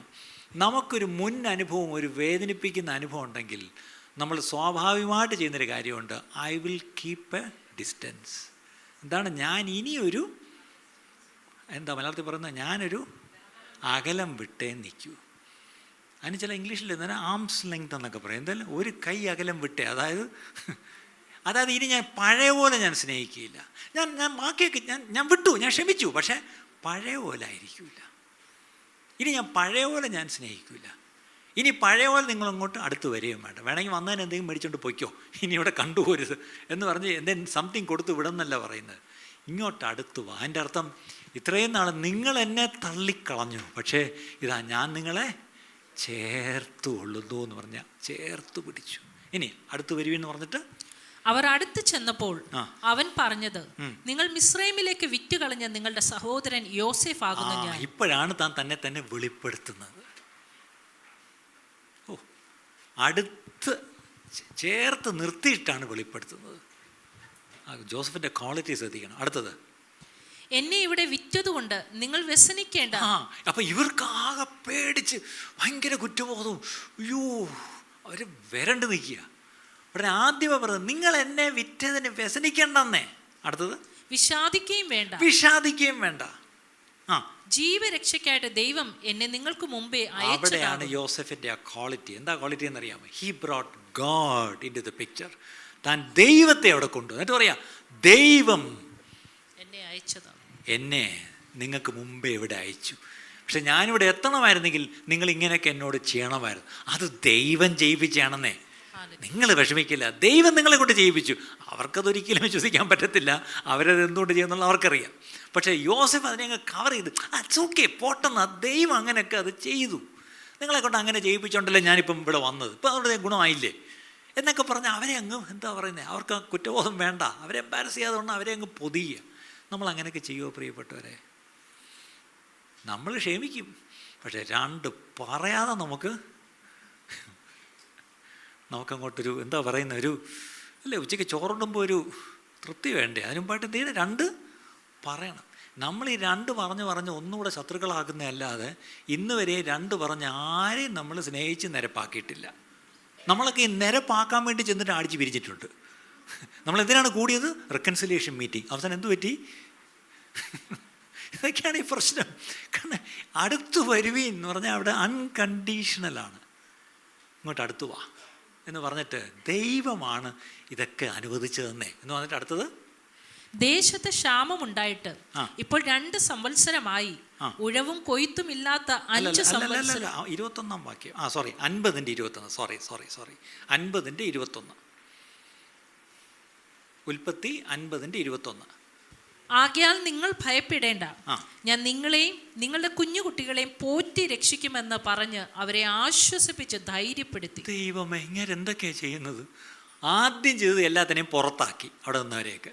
അടുത്തത് അവരെ അടുത്തോട്ട് വിളിച്ചു, എന്നിട്ട് പതുക്കെ വെളിപ്പെടുത്തി, ഞാൻ നിങ്ങളുടെ അനിയനാ. അപ്പോഴത്തേക്ക് അവർ വരളാൻ തുടങ്ങി. വിഷമിക്കേണ്ട, ദൈവമാണത് ചെയ്തതെന്നേ എന്ന് പറഞ്ഞിട്ട് എന്താണ് അടുത്ത് പറയുന്നത്? നിങ്ങൾ ഭയപ്പെടേണ്ട. അവർ ഭയപ്പെട്ടിരിക്കുകയാണ്. അവർ വിചാരിക്കും ഇനി അടുത്ത് ഇവൻ എന്താ ചെയ്യാൻ പോകുന്നത്, ഞങ്ങളെ ശിക്ഷിക്കും, തീർച്ച ഞങ്ങളെ പിടിച്ചോട്ട് ജയിലിൽ ഇടും, ഉറപ്പാണ്. ഇനി വിചാരണയൊക്കെ കഴിഞ്ഞ് ഞങ്ങളെ തൂക്കിക്കൊല്ലും എല്ലാത്തിനെയും, അല്ലേ? ഇതാണ് അവരൊക്കെ പ്രതീക്ഷിച്ചിരിക്കുന്നത്. അപ്പം ആദ്യമേ പറയാം, ഭയപ്പെടണ്ട. അടുത്തത്, ഞാൻ നിങ്ങളെയും നിങ്ങളുടെ കുഞ്ഞുകുട്ടികളെയും പോറ്റി രക്ഷിക്കുമെന്ന് പറഞ്ഞ് നിങ്ങളോട് ക്ഷമിക്കുമെന്ന് മാത്രമല്ല, നിങ്ങളെ നിങ്ങളുടെ കുഞ്ഞുകുട്ടികളെ അടുത്ത തലമുറയെ ഞാൻ എന്ത് ചെയ്യും? പോറ്റി ഞാൻ നിങ്ങളെ രക്ഷിക്കും എന്ന് പറഞ്ഞ് അവരെ I am going to be your savior. നിങ്ങളെ രക്ഷിക്കാനാണ് ഞാനിവിടെ ഇരിക്കുന്നത്. എന്നിട്ട് അടുത്തത് എന്ന് പറഞ്ഞ് അവരെ ആശ്വസിപ്പിച്ച് ധൈര്യപ്പെടുത്തി. നമ്മളൊക്കെ ആയിരുന്നെങ്കിലോ, നമുക്കിട്ട് ഈ പണി തന്ന വല്ലവരെയും നമ്മുടെ കൈ കിട്ടിയാ നമ്മളവരെ ആശ്വസിപ്പിച്ച് ധൈര്യപ്പെടുത്തി. ആലോചിക്ക്, നമുക്ക് ചിന്തിക്കാൻ പോലും പോയി ഇതൊക്കെയാണെന്ന് നമ്മൾ ചെയ്യുമോ പ്രിയപ്പെട്ടവരെ? നിങ്ങളുടെ 2 സെൻറ്റ് തട്ടിയെടുത്ത ചേട്ടൻ അല്ലെങ്കിൽ ചേച്ചി അല്ലെങ്കിൽ നിങ്ങളുടെ അളിയൻ അല്ലെങ്കിൽ നിങ്ങളുടെ ആരെങ്കിലും ആട്ട്, അവരെ നാളെ കാണുമ്പോൾ ചെന്ന് സാരമില്ല എന്നേ ചെന്ന് അവർ വിളിച്ച ചീത്തയ്ക്ക് ഒരു കണക്കുമില്ല, ഇല്ല, അവർ കൊടുത്ത കേസിന് ഒരു കണക്കുമില്ല, നിങ്ങൾക്കുണ്ടാക്കിയ നഷ്ടത്തിന് ഒരു കണക്കുമില്ല. പക്ഷേ നിങ്ങൾ അവരോട് ക്ഷമിച്ച് കഴിഞ്ഞാൽ പിന്നെ സ്നേഹിക്കുമ്പോൾ ഈ പറഞ്ഞ പോലെ അൺകണ്ടീഷണൽ ധൈര്യപ്പെടുത്തി, അല്ലേ? ധൈര്യപ്പെടുത്തി ആശ്വസിപ്പിച്ച്, ഇതാണ് ശരിയായ സ്നേഹം പ്രിയപ്പെട്ടവരെ. ഇന്ന് നാഷണൽ ഡേ ഓഫ് ഫോർഗീവ്നെസ് അല്ലേ? ഇപ്പം നിങ്ങളെന്നെ നോക്കിയാൽ തോന്നും എനിക്കങ്ങനെ ക്ഷമിക്കാൻ ആരും എൻ്റെ ജീവിതത്തിലില്ല, എന്നോട് ക്ഷമിക്കാനും ആരുമില്ല. പാസ്റ്റർ കൊണ്ടായിരിക്കും ചിലപ്പം, അതുകൊണ്ടായിരിക്കും ഈ മനസ്സിൽ കുത്തു കിടക്കൊണ്ടായിരിക്കും പിന്നെ ഇത് പ്രസംഗിക്കുന്നത്. രാവിലെ ഇംഗ്ലീഷിലും പ്രസംഗിച്ച് ഇപ്പം മലയാളത്തിലും പ്രസംഗിക്കണം. ഹിന്ദി അറിയാത്തതുകൊണ്ട് ഹിന്ദി പ്രസംഗിക്കുന്നില്ല. ഒന്നാലോചിച്ചേ, നമ്മൾ ക്ഷമിച്ചു, ശരിയാ. ഈ പറയുന്ന ലെവലിലേക്ക് നമ്മൾ ചെന്നിട്ടുണ്ടോ? Are we closer to them than before? Are we keeping them at a distance? ഞാൻ അവരെ ആശ്വസിപ്പിച്ച് ധൈര്യപ്പെടുത്തുന്നുണ്ടോ? ഞാൻ അവരെ സഹായിച്ചവരെ രക്ഷിക്കുമെന്നൊരു തീരുമാനം എടുത്തിട്ടുണ്ടോ? ഭയപ്പെടണ്ട എന്നവർക്ക് ഒരു നല്ല ഉറപ്പ് കൊടുക്കുന്നുണ്ടോ? Are they comfortable in my presence? നമ്മളൊരു പക്ഷേ വേറെ വഴിയില്ലാത്തതുകൊണ്ട് ക്ഷമിക്കും, അത്ര തന്നെ. പക്ഷേ ഇനി പഴയ പോലെ എനിക്ക് സ്നേഹിക്കാൻ കഴിയത്തില്ല. ഞാൻ ഇനി നോക്കിക്കണ്ടൊക്കെ നിൽക്കുകയാണ്. ഒരബദ്ധം പറ്റി, അതിൻ്റെ വേദന ഞാൻ ഒത്തിരി അനുഭവിച്ചു. ഇനി ഒന്നുകൂടെ അങ്ങനെ വേദനിക്കാൻ എനിക്ക് മനസ്സില്ല എന്ന് പറഞ്ഞാണ് നമ്മളെപ്പോഴും ഒരകലം വിട്ടേ നമ്മൾ സ്നേഹിക്കും, ഒരകലം വിട്ടേ പെരുമാറും. പക്ഷേ യോസെഫ് നല്ലൊരു മാതൃകയാണ്. ഒരകലവും അവിടെ വിട്ടില്ല എന്നുള്ള കാര്യം അവിടെ മറക്കരുത്. ബൈബിള് ഉടനീളം പിന്നെ പുതിയ നിയമത്തിലേക്ക് വന്നാലും അവരെല്ലാവരും ഇതുപോലെ സ്നേഹിക്കുന്നവരും ക്ഷമിക്കുന്നവരും ആയിരുന്നു, അല്ലേ? നമ്മൾ ഫ്രണ്ട്സും ഫ്രണ്ട്ലി ആയിട്ടിരിക്കണമെന്നുണ്ടെങ്കിൽ ഒന്നിട്ട് കാര്യങ്ങൾ ശ്രദ്ധിക്കണം. സദൃശവാക്യം 18-ാം അധ്യായത്തിൻ്റെ 24-ാം വാക്യം, സദൃശവാക്യം 18-24, പ്രോവേർബ്സ് 14:24. സദൃശവാക്യം 18-24. വളരെ സ്നേഹിതന്മാരുള്ള മനുഷ്യന് നാശം വരും, എന്നാൽ സഹോദരനേക്കാളും പറ്റുള്ള സ്നേഹിതന്മാരും. 18-24. ആ, സഹോദരന്മാരെക്കാളും പറ്റുള്ള സ്നേഹിതന്മാർ. അപ്പോൾ അവിടെ പ്രശ്നം എന്താണെന്ന് വെച്ചാൽ, how will friends stick to me if I don't remain friendly? അതാണ് പ്രശ്നം. വളരെ സ്നേഹിതന്മാരുള്ള മനുഷ്യന് നാശം വരും, എന്നാൽ സഹോദരനെക്കാട്ടിലും പറ്റുള്ള സ്നേഹിതന്മാരും ഉണ്ട്. അപ്പോൾ എൻ്റെ സ്നേഹിതരെന്ന് പറഞ്ഞാൽ, ഇപ്പം എൻ്റെ കയ്യിൽ കാശുണ്ടെങ്കിൽ സ്നേഹിതന്മാരുണ്ടാവും, സംശയമുണ്ടോ? ഇതങ്ങനത്തെ സ്നേഹിതരല്ല. ഒരാവശ്യം വന്നാൽ എനിക്ക് സഹോദരനായിട്ട് എൻ്റെ കൂടെ നിൽക്കുന്ന സ്നേഹിതർ, അങ്ങനെയുള്ള സ്നേഹിതരെ നമ്മൾ കൂട്ടണം. വേറെ ഒരു വാക്യം കൂടെ, അതിൻ്റെ 11-ാം അധ്യായത്തിൻ്റെ 13-ാം വാക്യം, പ്രോവേർബ്സ് 11:13, സദൃശവാക്യം 11-13. എൻ്റെ അടുത്ത് സ്നേഹിതരായിട്ട് അടുത്ത് കൂടി ആൾക്കാർ നിൽക്കണമെങ്കിൽ ഏഷണിക്കാരനായി നടക്കുന്നവൻ രഹസ്യം വെളിപ്പെടുത്തുന്നു, വിശ്വസ്ത മാനസനോ കാര്യം മറച്ചു വെക്കുന്നു. അതിൻ്റെ അർത്ഥം, if I am poor in maintaining confidentiality, no friend will stick to me. അതാണ് കാര്യം, അല്ലേ? ചിലപ്പോൾ നമ്മൾ വലിയ കൂട്ടായിട്ട് എല്ലാം, ഈ കൂട്ടാകുമ്പോൾ ഒരു കുഴപ്പമുണ്ട്. എന്താണെന്നറിയാം? എല്ലാം അങ്ങ് വിട്ട് പറയും. എനിക്കൊരു വലിയ കുഴപ്പമുണ്ട്, എന്നെപ്പറ്റിയുള്ള ഒരു വീക്ക്നെസ് എല്ലാവരും പറയുന്നത് എന്താണ്? ഈ മനുഷ്യൻ എല്ലാം അങ്ങ് വിളിച്ചു പറയും. അത് മൈക്കിൽ കൂടെ തന്നെ വിളിച്ചു പറയും. ഈ മൈക്കിൽ കൂടെ വിളിച്ചു പറയുന്ന വലിയ കുഴപ്പമില്ല, അങ്ങ് പോവും. അല്ലാതെ ഞാനും ഈ സ്നേഹം കൂടുമ്പോൾ എന്ത് ചെയ്യും? അങ്ങ് പറയും. അങ്ങനെ പറഞ്ഞതെല്ലാം എനിക്ക് പണി കിട്ടിയിട്ടുമുണ്ട്, അല്ലേ? അപ്പോൾ ചിലപ്പോൾ ഈ കോൺഫിഡൻഷ്യാലിറ്റി നമ്മൾ ചിലപ്പോൾ എന്ത് ചെയ്യണം? മെയിൻറ്റെയിൻ ചെയ്യും. എല്ലാം നമ്മൾ പറയേണ്ട ആവശ്യമില്ല. അപ്പോൾ ഇവിടെയാണ് ശരിക്കും നമ്മുടെ ഒരു പ്രശ്നം. നമുക്കെന്തുകൊണ്ട് ഈ സഹോദര സ്നേഹത്തിൽ വളരാൻ കഴിയുന്നില്ല എന്ന് ചോദിച്ചാൽ, നമുക്ക് ആ വിശ്വാസ്യത നമുക്ക് നേടിയെടുക്കാൻ കഴിയുന്നില്ല. പക്ഷെ അതിന് ഒരു കാരണം, പ്രധാനപ്പെട്ട ഒരു കാരണം, I M A habitual fault finder. ഞാൻ ജന്മനാ തന്നെ ഒരു കുറ്റം കണ്ടുപിടിക്കാൻ നടക്കുന്നവനാണ്. നമ്മൾ ഈ കുറ്റം കണ്ടുപിടിക്കുന്ന സ്വഭാവം ഇല്ലാത്തവരൊന്ന് കൈപൊക്കിക്കേ. എനിക്കങ്ങനെ ഈ പറഞ്ഞ എന്തോ പ്രശ്നമാണ് പറഞ്ഞ് എനിക്ക് മനസ്സിലായില്ല, ഒന്നുകൂടെ പറയാമോ? എന്താണ് കുറ്റം? നമ്മളെപ്പോഴും നോക്കുന്ന എന്താണ്? കുറ്റം, അല്ലേ? നമ്മൾ പലപ്പോഴും നമ്മുടെ കണ്ണിൽ എന്തിരിപ്പുണ്ട്? കോല്.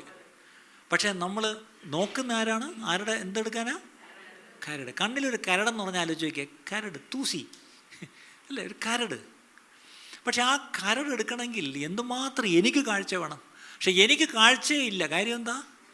കോലിരിക്കുക. ഇംഗ്ലീഷിൽ beam. I am having a beam in my own eye, whereas I am trying to take the speck in my brother's eye. എൻ്റെ സഹോദരൻ്റെ കണ്ണിലൊരു കരട്, അതിങ്ങനെ നാക്കിയ കരട് അങ്ങ് പോവും, അതങ്ങ് ഫ്ലഷ് ചെയ്ത് പോവും. ദൈവം അങ്ങനെ മെക്കാനിസമാണ് കണ്ണിന് വെച്ചിരിക്കുന്നത്. പക്ഷേ എൻ്റെ കണ്ണിരിക്കുന്നത് എന്തുവാ? ഈ കണ്ണിൻ്റെ കാര്യം പറയുമ്പോൾ എനിക്ക് നല്ലോണം മനസ്സിലാകും. എന്താണെന്നറിയാം? ഞാനൊരു കഴിഞ്ഞ 10 ദിവസമായിട്ട് ഈ കണ്ണിനൊരു ഇൻഫ്ലമേഷൻ അടിച്ച് ഞാൻ ഇച്ചിരി മരുന്ന് ഒഴിച്ചുകൊണ്ടിരിക്കുക. ഇപ്പോഴും തീർന്നില്ല. ഒരു മാസം ഒഴിക്കണമെന്നാണ് പറഞ്ഞിരിക്കുക. സ്റ്റിറോയിഡ്സും എല്ലാം ഒഴിക്കാൻ തുടങ്ങി. കഴിഞ്ഞ ആഴ്ച ഇതുപോലെ ഒന്ന് നന്നായിട്ട് പ്രസംഗിച്ചു, എല്ലാം ചെയ്തു. തിങ്കളാഴ്ച ആയപ്പം പിന്നെയും പ്രശ്നം, കണ്ണിൽ കൂടെ ഭയങ്കര വെള്ളം, വെട്ടത്ത് നോക്കാൻ വയ്യ. 2-3 പ്രാവശ്യം ഡോക്ടർ തന്നെ കാണേണ്ടി വന്നു. അപ്പോൾ അവർ നമ്മളെ ഇരുത്തിയിട്ട് എന്താണ് ഭയങ്കര ലൈറ്റും ഒക്കെ അടിച്ച് കണ്ണിനകത്ത് നോക്കുകയാണ്. അവർ നോക്കുന്ന കോർണിയയെ ബാധിച്ചിട്ടുണ്ടോ, ഒപ്റ്റിക്കൽ നെർവ് ബാധിച്ചോ, അതായത് ദൈവം സഹായിച്ച് അങ്ങോട്ടും ഒന്നും ബാധിച്ചിട്ടില്ല, ഒരു ഇൻഫ്ലമേഷൻ മാത്രമുണ്ട്, അതിൻ്റെ ഒരു മങ്ങലും ഉണ്ട്. ദയവേദന എനിക്ക് വേണ്ടി പ്രാർത്ഥിക്കുക. അപ്പം ഞാൻ പറഞ്ഞത് അപ്പോഴാണ് ഒരു കാര്യം മനസ്സിലാക്കിയത്. നമ്മൾ പണ്ടൊക്കെ കണ്ണിൽ എന്തെങ്കിലും ഇങ്ങോട്ട് വാ നോക്കട്ടെ ഇത്രയാണ് നമ്മുടെ മിനിമം പരിപാടി, ഒരാളുടെ കണ്ണിനെ നമ്മൾ ക്ലീൻ ചെയ്യുന്നത്. പക്ഷേ കണ്ണാശുപത്രി പോയപ്പോൾ മനസ്സിലായി അങ്ങനത്തെ പരിപാടിയൊന്നുമല്ല. ഇത്രയും പവർഫുൾ ലൈറ്റ്സ് വെച്ചിട്ട്, അതും ഒരു ലെൻസ് എൻ്റെ മറ്റേ കൂടെ വെച്ചിട്ട്, അതും കുറേ കഴിഞ്ഞിട്ട് പുള്ളി പറഞ്ഞ് ഫസ്റ്റ് ഒരു കാര്യം ചെയ്യണം, ഒരു ഡയലേറ്റ് ചെയ്യട്ടെ, 1 മണിക്കൂർ ഇരിക്കണം, എന്നിട്ട് നന്നായിട്ട് ഡയലേറ്റ് ചെയ്തിട്ട് നോക്കാം. തിരിച്ച് കാറോട് പോകാൻ പറ്റത്തില്ല, പിന്നെ അതിനുള്ള ക്രമീകരണമൊക്കെ ചെയ്തു. പക്ഷേ 1 മണിക്കൂർ ഡയലേറ്റ് ചെയ്തിട്ട് ആവുന്നില്ല ഡയലേറ്റ്. അവരത് ചെയ്യുന്നത് ഈ 3 പ്രാവശ്യം മരുന്ന് വെച്ചിട്ടും ഡയലേറ്റ് ആയില്ല. അത്രയ്ക്ക് ഇൻഫ്ലമേഷൻ ഉണ്ടെന്നാണ് അവർ പറയുന്നത്. അപ്പം ഞാൻ പറയുന്നത് നോക്കണേ, ഒരാളുടെ കണ്ണിനെ അത്രയ്ക്ക് സൂക്ഷ്മമായിട്ട് കണ്ടൊരു എന്താ പറയുക കരടെടുക്കണമെങ്കിൽ ഈ കാണുന്ന ആൾക്ക് ഈ ലൈറ്റ്, ഈ നോക്കുന്ന ഡോക്ടർ എന്ത് നന്നായിട്ട് നോക്കണം അല്ലേ? എത്ര പവർഫുൾ ലൈറ്റ് വെച്ചാണ് നോക്കുന്നത്. ഞാൻ ചോദിച്ചോട്ടെ, അങ്ങനെ നോക്കുമ്പം നമ്മൾ കണ്ണിലൊരു കോല് വെച്ചിട്ടാണ് ഇത് നോക്കുന്നത്, എങ്ങനെ ഇരിക്കും? ആലോചിച്ച് നോക്കിയേ, എന്തുമാത്രം മണ്ടത്തനം നമ്മൾ കാണിക്കുന്നത്. സോ ഇന്ന് ഈ ഉച്ച സമയത്ത് നമ്മുടെ ജീവിതത്തിൽ ഒരു പിഴയുള്ളപ്പം ഇതേ പ്രശ്നം, പക്ഷേ നമുക്കുള്ളതിൻ്റെ 1000-1 പോലുമില്ല, പക്ഷേ അതിനെ നമ്മൾ ഹൈലൈറ്റ് ചെയ്ത് അതിൽ നമ്മൾ കുറ്റം കണ്ട് അതിനെ കുറ്റപ്പെടുത്തിക്കൊണ്ടിരിക്കുകയാണ്. ഇന്ന് ഉച്ച സമയത്ത് ഒന്ന് അതിൽ നിന്നൊരു മാനസാന്തരം നമുക്ക് ആവശ്യമാണെന്ന് ആണ് ദൈവം ഈ പറഞ്ഞുകൊണ്ടിരിക്കുന്നത്. ഈ മത്തായി സുവിശേഷം 7:5 നമ്മളിപ്പോൾ പറഞ്ഞ കരടും കോലും ഒക്കെ കാണുന്നത്. റോമാലേഖനം 2-ാം അധ്യായത്തിലേക്ക് വരുമ്പം 1 മുതൽ 4 വരെ ഒന്ന് വായിച്ചേ. റോമാലേഖനം 2-ാം അധ്യായം 1 മുതൽ 4 വരെ. അതുകൊണ്ട് വിധിക്കുന്ന ഏതു മനുഷ്യനുമായുള്ളവേ, നിനക്ക് പ്രതിവാദം പറവാനില്ല. അന്യനെ വിധിക്കുന്നതിൽ നീ നിന്നെ തന്നെ കുറ്റം വിധിക്കുന്നു. കണ്ടോ, നീ അന്യനെ വിധിക്കുമ്പം ഓർത്തോണം, നീ നിന്നെ തന്നെ കുറ്റം വിധിക്കുക. നമ്മളെല്ലാവരും we are so good in passing judgement on others. മറ്റുള്ളവരെ വിധിക്കാൻ നമുക്ക് എളുപ്പമാണ്, നമുക്ക് അല്ലേ? നമ്മൾ ആ വിധി കർത്താവിൻ്റെ കസേര കയറി ഇരുന്നുകൊണ്ട് നമ്മളങ്ങ് വിധി പ്രസ്താവിച്ചും കഴിഞ്ഞു. പക്ഷെ ഇവിടെ പൗലോസ് പറയാ, എങ്ങനെ നിനക്ക് അന്യനെ വിധിക്കാൻ പറ്റും? അടുത്തത്, വിധിക്കുന്ന നീ അത് തന്നെ പ്രവർത്തിക്കുന്നുവല്ലോ. കണ്ടോ, നീ ഇരുന്നോണ്ട് വിധിക്കുന്നില്ലേ, അത് തന്നെയല്ലേ നീയും പ്രവർത്തിക്കുന്നത്. പിന്നെ നിനക്ക് എന്ത് യോഗ്യത ഉണ്ട് അയാളെ വിധിക്കാൻ? ഇതാ ഇന്നത്തെ പ്രശ്നം. ഇന്നത്തെ ഞാൻ രാവിലെ പറഞ്ഞു, നമ്മുടെ ഈ പൊതുവെയുള്ള ക്രിസ്തീയ സമൂഹത്തിൽ ഈ പ്രശ്നം വലുതായിട്ടില്ല. ഈ വിശ്വാസ സമൂഹം, അല്ലെങ്കിൽ വേറൊരു വാക്കി പറഞ്ഞ ഇംഗ്ലീഷിൽ ഞാൻ പറഞ്ഞ ബോർൺ-അഗെയിൻ ക്രിസ്ത്യൻസ് എന്ന്. എന്താണ് ബോർൺ-അഗെയിൻ? ഈ വീണ്ടും ജനിച്ചു, രക്ഷിക്കപ്പെട്ടു എന്നൊക്കെ പറയുന്ന വിശ്വാസികളില്ലേ, അവരുടെ ഇടയിലാണ് ഇത് ഏറ്റവും പ്രശ്നം. അറിയാമോ? അന്യോന്യം കുറ്റപ്പെടുത്തുക. ഒരു മാർത്തോമ സഭയിൽ ആരും അന്യോന്യം കുറ്റപ്പെടുത്തുന്നില്ല, ഒരു കത്തോലിക്ക സഭയിൽ ആരും അന്യോന്യം കുറ്റപ്പെടുത്തുന്ന എനിക്ക് തോന്നുന്നില്ല. അവരെല്ലാവരും വരുന്നു, പള്ളി വരുന്നു, ആരാധിക്കുന്നു, പോകുന്നു, അത്രയേ ഉള്ളൂ. അവർക്ക് അതിനപ്പുറം പ്രശ്നമൊന്നുമില്ല. പക്ഷേ ഈ പറഞ്ഞ സോ കോൾഡ് ഒരു വേർപെട്ട സമൂഹം എന്നൊക്കെ പറയുന്ന ഇങ്ങനത്തെ സഭകളിലാണ് ഏറ്റവും കൂടുതൽ അന്യോന്യം കുറ്റപ്പെടുത്തുന്നത്. ഇപ്പം തന്നെ ഞങ്ങൾ സഹോദരിമാരെല്ലാം തലേ തുണിയിട്ടിരിക്കുന്നത് കൊള്ളാം, കാണാൻ നല്ല ഭംഗിയായിട്ട്. ഒരാളുടെ തലേ തുണി ഇപ്പോൾ ഇല്ലെങ്കിൽ എന്തു പറ്റി? സ്കാർഫില്ലേ? ഇതാണ് പ്രശ്നം അല്ലേ? കുറ്റം വിധിക്കാൻ എളുപ്പമാണ് പ്രിയപ്പെട്ടവരെ, കുറ്റം വിധിക്കാൻ എളുപ്പമാണ്. എല്ലാം കാണുന്നതെല്ലാം നമ്മൾ കുറ്റം കണ്ടുപിടിക്കാനാണ് നമ്മളിരിക്കുന്നത്. അതിൽ നമുക്കൊന്ന് മടങ്ങി വരണം പ്രിയപ്പെട്ടവരെ. അവിടെ അതിൻ്റെ അടുത്ത വാക്യം, എന്നാൽ ആ വക പ്രവർത്തിക്കുന്നവരുടെ നേരെ ദൈവത്തിൻ്റെ വിധി സത്യാനുസരണം ആയിരിക്കുന്നു എന്ന് നാം അറിയുന്നു. ഓർത്തോണം, ദൈവത്തിൻ്റെ ഒരു വിധി നമുക്ക് നേരെയുണ്ട്. അവിടെ ദയവ് ചെയ്ത് നമ്മൾ ഇന്ന് ചെയ്യേണ്ട ഒരു കാര്യം, നമ്മൾ വിധിക്കുന്ന അങ്ങ് നിർത്തിയേക്കണം. വേറെ ആരെയും നമ്മൾ കയറി വിധിക്കരുത്. ഇത് വളരെ ഇപ്പോൾ ഈ തിരുവത്താഴം നടത്തുന്നതിന് മുമ്പ് വായിച്ചു കേൾക്കുന്നൊരു വേദഭാഗമുണ്ട്. അതിലെന്താ വായിച്ചു കേൾക്കുന്നത്? അവനവൻ തന്നെ ശോധന ചെയ്തിട്ട് വേണം ഇതിൽ പങ്കുചേരേണ്ടത് അല്ലേ? നീ ഒരിക്കലും വേറൊരാളിനെ വിധിക്കേണ്ട. നീ പക്ഷെ നിന്നെ എന്ത് ചെയ്യണം? You have to examine yourself. ഇതേ വേദവസ്തം നമ്മളെപ്പറ്റി പറയുന്നുള്ളൂ, നമ്മോട് പറയുന്നുള്ളൂ പ്രിയപ്പെട്ടു. പക്ഷെ നമ്മുടെ പ്രശ്നം, നമ്മളൊരിക്കലും നമ്മളെ ഒന്നും ശോധന ചെയ്യത്തില്ല. പകരം നമ്മൾ നടന്നെല്ലാവരെയും ശോധന ചെയ്യുക മാത്രമല്ല, അങ്ങ് വിധിയും കൂടെ അങ്ങ് പ്രസ്താവിക്കും. അത് വളരെ പ്രധാനപ്പെട്ടൊരു കാര്യമാണ്. ഇവിടെ ശരിക്കും ഈ യോബോ, യാവീദോ, സങ്കീർത്തനക്കാർ ആരായാലും ശരി, പഴയ നിയമത്തിലായാലും വീണ്ടും പുതിയ നിയമത്തിലേക്കായാലും വരുമ്പം അവരെല്ലാവരും ഈ പറഞ്ഞ പോലെ ദൈവം അവരോട് എന്തുമാത്രം കരുണയുള്ളവനായിരുന്നു, അല്ലെങ്കിൽ ക്ഷമയുള്ളവനായിരുന്നു എന്നുള്ള നല്ല ഉത്തമ ബോധ്യം അവർക്കെല്ലാം ഉണ്ടായിരുന്നു. അല്ലേ? നമ്മുടെ പ്രശ്നം very fast we forget that we were once sinners. നമ്മളും ഇതുപോലെ പാപികളായിരുന്നു, അല്ലേ? അല്ലെങ്കിൽ വേറൊരു വാക്കി പറഞ്ഞാൽ ഗോഡ്സ് പേഷ്യൻസ് ഇൻ മീ, ദൈവം എന്നോട് എത്ര കരുണ ചെയ്ത് കാത്തിരുന്നു എന്നുള്ളത് നമ്മൾ മറന്നു പോകുന്നു, അല്ലേ? ഒരിക്കലും ഒരു രാജാവിൻ്റെ അടുത്ത് 2 കടക്കാർ വന്നു. ഒരുത്തനൊരു വലിയ തുകയാണ്, ഒരിക്കലും കൊടുത്ത് തീർക്കാൻ പറ്റത്തില്ല. വേറൊരുത്തന് അല്പമേ ഉള്ളൂ, പക്ഷേ രണ്ടും അങ്ങ് ഇളച്ചു വിട്ടു. എന്നിട്ട് ഒരിക്കൽ യേശു എന്നെ ചോദിച്ചു, ഇതിലാരായിരിക്കും കൂടുതൽ സ്നേഹിക്കുന്നതെന്ന് ചോദിച്ചു, അല്ലേ? വേറൊരു കഥ യേശു എന്നെ പറഞ്ഞു. ഒരിക്കലും വലിയ കടം ഇളച്ചു കൊടുത്തപ്പം ഇവനങ്ങോട്ട് ഇറങ്ങി റോഡിലോട്ട് പോയപ്പം അവന് അല്പം പൈസ കൊടുക്കാനുള്ള ഒരുത്തം വരുന്നു. ഉടനെ എന്ത് ചെയ്യുന്ന എഴുതിയിരിക്കുന്നത്, അവനെ പിടിച്ച് തൊണ്ടയ്ക്ക് പിടിച്ച് ഞെക്കി. ഇങ്ങനെ തന്നെ എഴുതി, എൻ്റെ തൊണ്ടയ്ക്ക് പിടിച്ച് ഞെക്കി. നമ്മളിവിടെ ഇരിക്കുമ്പോഴും നമ്മുടെ കൈ ആരുടെയൊക്കെ തൊണ്ടയ്ക്ക് ഇങ്ങനെ പിടിച്ചിരിക്കുക. ആ കൈയൊന്ന് വിട്, ആ കൈ ഇങ്ങ് എടുക്ക്, കാര്യം ശ്വാസം വിടട്ടെന്ന്, അല്ലേ? ഈ ഞെക്കി പിടിച്ചിരിക്കുന്ന അനുഭവത്തിൽ എന്തിനായിരിക്കുന്നത്? എന്നിട്ട് അടുത്തത് അവൻ കൊടുക്കാനുള്ള വെറും 50 രൂപയാണ്. അവിടെ നിന്ന് ഇളച്ചിട്ടത് 5 കോടി രൂപയാണ്. 50 രൂപ വിട്ടുകൊടുക്കാൻ വയ്യ. ഇത് കണ്ട ആൾക്കാർ അവിടെ ചെന്ന് രാജാവിനോട് പറഞ്ഞു, നിങ്ങൾ തിരുമനസ്സെ ഇപ്പം ഇറക്കി വിട്ടില്ലേ? അവൻ തൊട്ട് ഒരുത്തൻ്റെ കൊങ്ങാക്കി പിടിച്ചിങ്ങനെ നിർത്തിയിരിക്കും, വിളിക്കാൻ പറഞ്ഞു. തിരിച്ച് വിളിച്ച് എന്ത് ചെയ്തു? അവനെ പിടിച്ച് അകത്താക്കി. അവനൊരിക്കലും പിന്നെ പുറത്തിറങ്ങിയിട്ടില്ല. ഇതുപോലെ നമ്മൾ ഇവിടെ വെച്ച് ഇങ്ങനെ തൊണ്ടയ്ക്ക് പിടിച്ച് ഞെക്കിക്കൊണ്ടിരുന്നാൽ ഈ പറഞ്ഞ എന്നേക്കും പിന്നെ തിരിച്ചു വരാൻ കഴിയാത്ത വണ്ണമുള്ള ഒരു ശിക്ഷ നമ്മളെ കാത്തിരിക്കുന്നു എന്നുള്ള കാര്യം മറക്കരുത് പ്രിയപ്പെട്ടവരെ, മറക്കരുത്. ഇവിടെ ദൈവം എന്തും മാത്രം എന്നോട് കരുണ ചെയ്ത് എന്നോട് ക്ഷമിച്ചു എന്നുള്ള കാര്യം നമ്മൾ മറക്കരുത് പ്രിയപ്പെട്ടവരെ. ഈ ബെറ്റർ ദാൻ ദൗ ആറ്റിറ്റ്യൂഡ് എന്ന് പറയും. അതാണ് ഞാൻ ഈ പറഞ്ഞു വന്നതിൻ്റെ പോയിന്റ്. എൻ്റെ വാക്കുകൾ ഞാൻ പതുക്കെ നിർത്താൻ പോവാം. This better than thou attitude എന്ന് പറഞ്ഞാൽ എന്താ?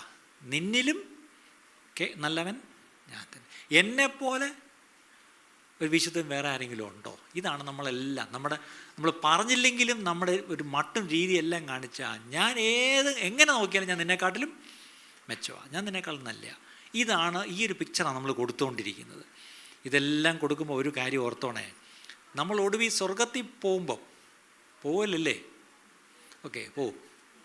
ശരി, പോകുമ്പം അവിടെ ചില സർപ്രൈസസ് നമ്മളെ കാത്തിരിപ്പുണ്ട്. എന്താണെന്നറിയാം? സ്വർഗത്തിൽ ചെല്ലുമ്പോൾ നിങ്ങളുടെ സർപ്രൈസ് എന്തായിരിക്കും? ഇന്നലെ ആരോ എൻ്റെ അടുത്ത് പറഞ്ഞു, സ്വർഗത്തിൽ പോകുമ്പോൾ ഒരു വലിയ മൊബൈലില്ല. ഒരു കാർട്ടൂൺ കണ്ടില്ലേ? സ്വർഗത്തിൽ ചെന്നപ്പം ഒരു ചെറുക്കൻ തണ്ട് ഇങ്ങനെ നടക്കുന്നു. അവിടെ ആരോ ജനത്തെ ആനിച്ചിര വട്ട് എന്തു പറ്റി? ഒരു ദൂതം പറഞ്ഞു, അവന് ഇത് ഭയങ്കര അഡിക്റ്റഡ് ആയിരുന്നു. ഇവിടെ വന്ന് കയ്യിൽ ഇതില്ലാത്തതുകൊണ്ട് അവനിങ്ങനെ അവന് സ്വർഗവും കാണണ്ട, യേശുവിനെയും കാണണ്ട, ഒന്നും കാണണ്ട. അവൻ എവിടെ എൻ്റെ ഫോൺ എന്നും പറഞ്ഞു. കാരണം ഈ ഭൂമിയിലായിരുന്നപ്പോൾ ഇങ്ങനെ ചെയ്ത് സ്വർഗത്തിൽ പോയിട്ട് അവന് ഭയങ്കര ബോറ്, അല്ലേ? സ്വർഗത്തിൽ ഫോൺ കൊണ്ടുപോകത്തില്ലേ? അത് ഓർത്തോണം. ശരി, അപ്പം നിങ്ങൾ സ്വർഗത്തിൽ ചെല്ലുമ്പോൾ അവിടെയുള്ള സർപ്രൈസസ് എന്താണെന്ന് പറയാം. ഒന്നാമത്തെ surprise, the most expected will be missing there. എന്താണ്?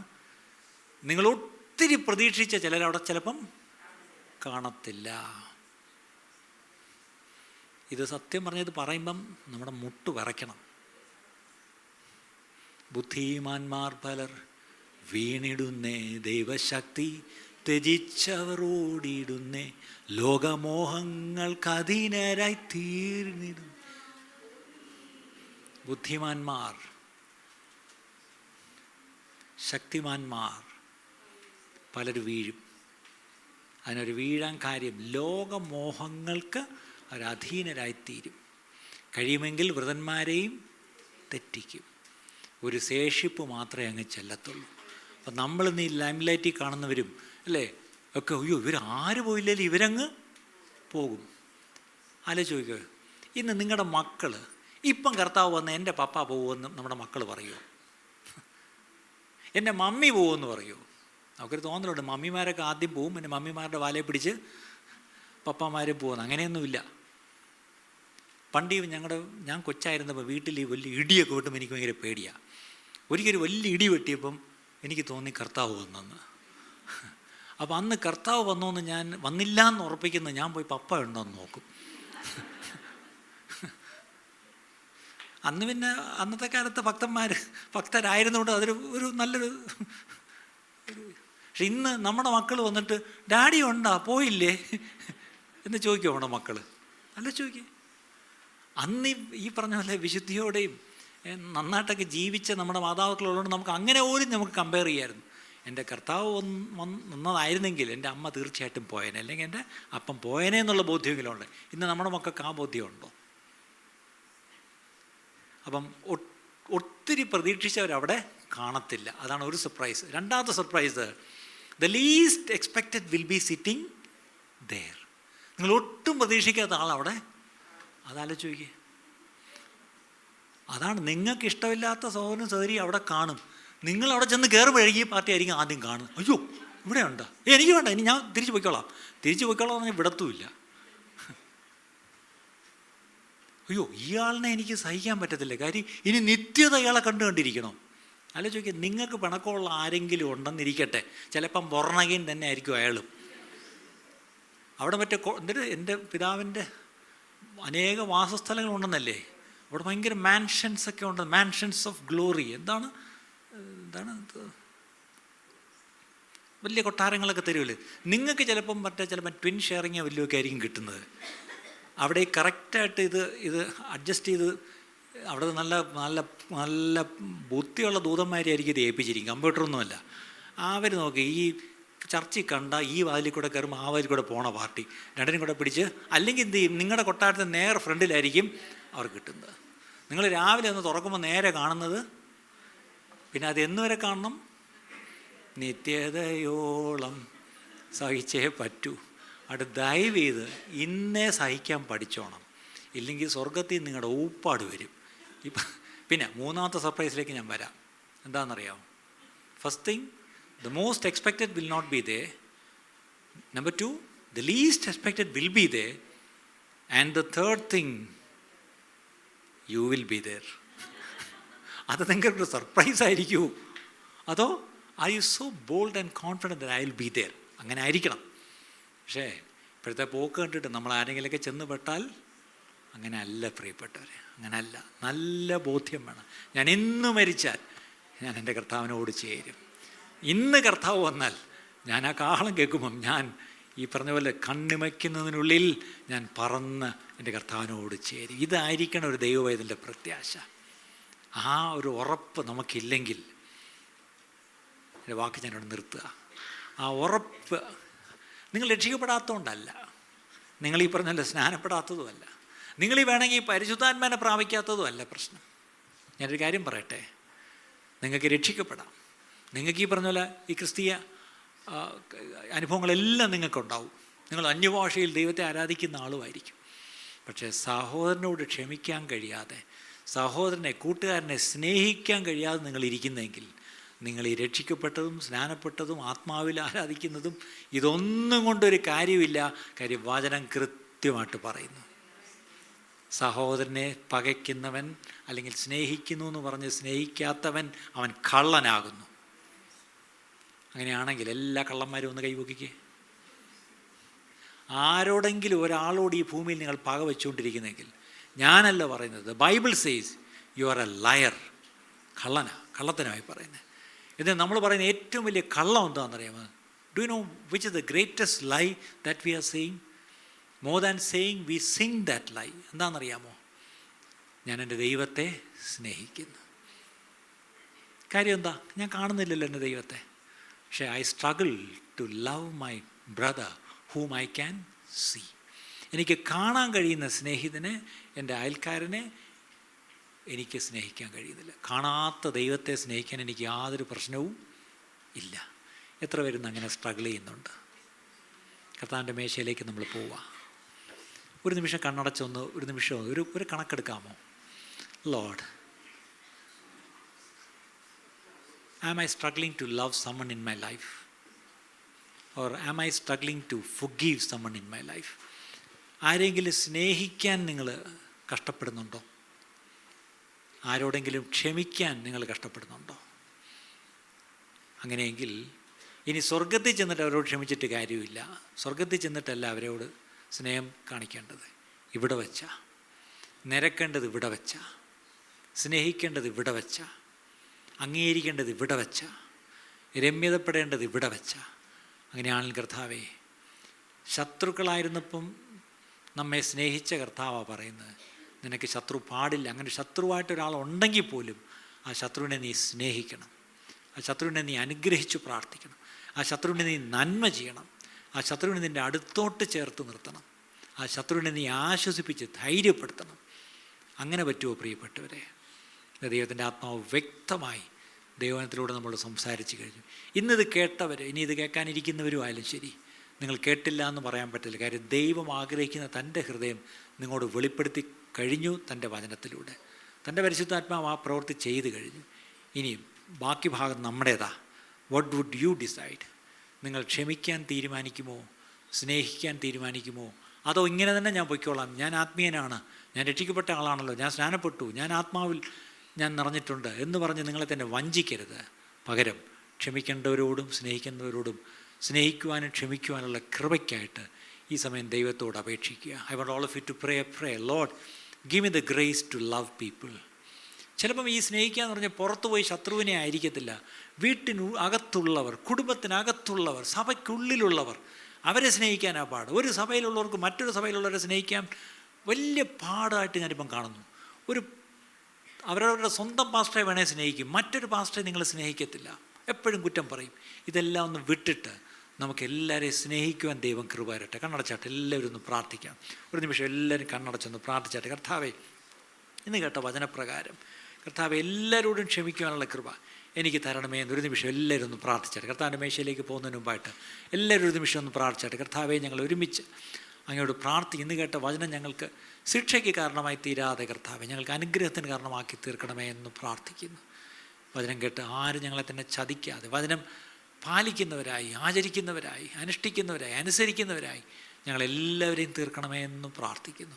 പ്രാർത്ഥന കേട്ടിരിക്കാതെ സ്തോത്രം. യേശു ക്രിസ്തുവിൻ്റെ നാമത്തിൽ തന്നെ പിതാവേ, ആമേൻ, ആമേൻ. ഇന്ന് കേട്ട ഈ സന്ദേശം തീർച്ചയായിട്ടും നിങ്ങൾക്ക് അനുഗ്രഹമായിരുന്നു ഞങ്ങൾ വിശ്വസിക്കുന്നു. ഒരുപക്ഷെ നിങ്ങൾ ഇതുവരെയും ഈ ചാനൽ സബ്സ്ക്രൈബ് ചെയ്തിട്ടില്ലെങ്കിൽ ദയവായി ഇപ്പം തന്നെ ഒന്ന് സബ്സ്ക്രൈബ് ചെയ്യുക. ഈ സന്ദേശം മറ്റു ചിലർ കൂടി ഒന്ന് ഫോർവേഡ് ചെയ്ത് കൊടുക്കുക. നിങ്ങൾക്കിത് അനുഗ്രഹമായിരുന്നെങ്കിൽ തീർച്ചയായിട്ടും അത് മറ്റുള്ളവർക്കും ഒരു അനുഗ്രഹമായി തീരുവാൻ അത് കാരണമായി തീരും. God bless you.